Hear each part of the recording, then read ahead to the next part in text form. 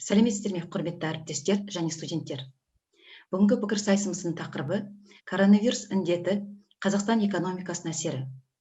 Өздеріңіз білетіндей, әлем бойынша коронавирус індеті экономикалық тұрғыда өз әсерін тигізуде. Біздің де еліміздің экономикасына ықпал етуде.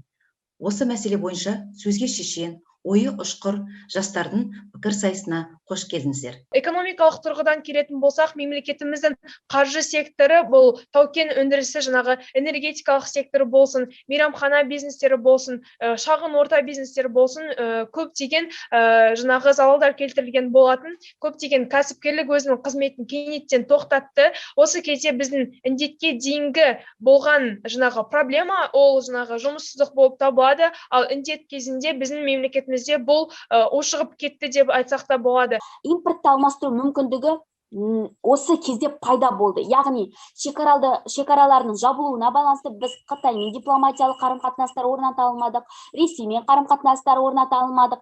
Яғни бұл бізге отандық өнімдердің дамуына, яғни болашақта біз ешқандай бір мемлекетке тәуелді болмайтынымыздың дәлелі, кепілі болар еді. Біз бұл қарарды қолдамаймыз. Себебі және де нақты келтіретін аргументтерім ол Қазақстан экономикасында IT нарықтың дамуы, біз бұны жоққа шығара алмаймыз.